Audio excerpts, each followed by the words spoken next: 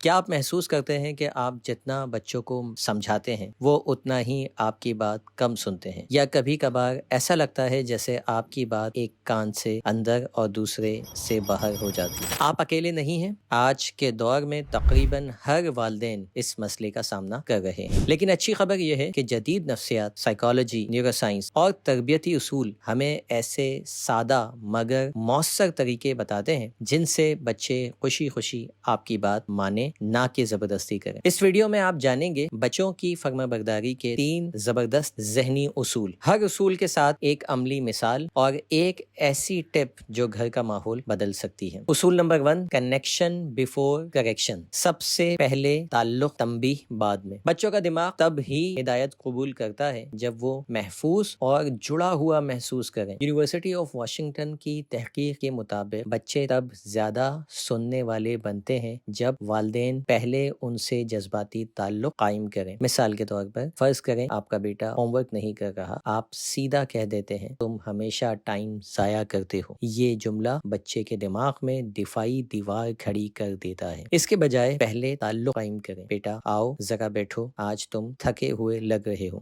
چلو ہم home work ایک ساتھ کر لیتے ہیں۔ یہ جملہ بچے کو یہ پیغام دیتا ہے میرے والدین میرے ساتھ ہیں۔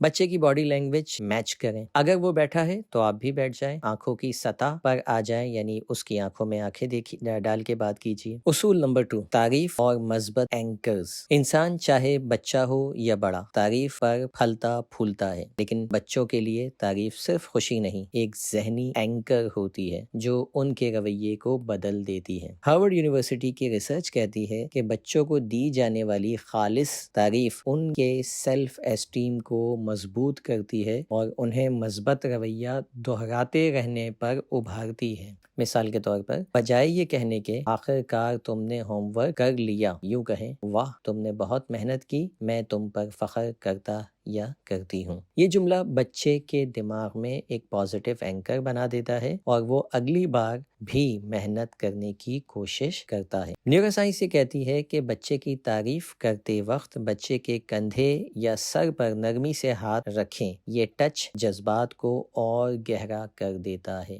اصول نمبر 3، انتخاب دینا حکم نہیں، یعنی چوائس، پاور آف چوائس دینا۔ بچے کو ہر وقت حکم نہیں چاہیے۔ جب آپ بچے کو انتخاب کا حق دیتے ہیں تو وہ خود کو کنٹرول میں محسوس کرتا ہے اور مزاحمت کم کرتا ہے۔ نفسیات بتاتی ہے کہ بچے کی آزادی کا احساس فرما برداری کو بڑھا دیتا ہے کیونکہ وہ فیصلے میں شامل محسوس کرتا ہے۔ مثال کے طور پر بجائے کہنے کے ابھی ہوم ورک کرو، یوں کہیں تم ہوم ورک ابھی کرو گے یا کھانا کھانے کے بعد۔ دونوں میں سے کوئی بھی جواب آپ کے لیے فائدہ مند ہی ہے، لیکن بچے کو لگے گا کہ فیصلہ اس نے کیا۔ جب آپ انتخاب دیں تو لہجہ نرم رکھیں اور 2 ہی آپشن دیں، زیادہ آپشن دماغ کو الجھا دیتا ہے۔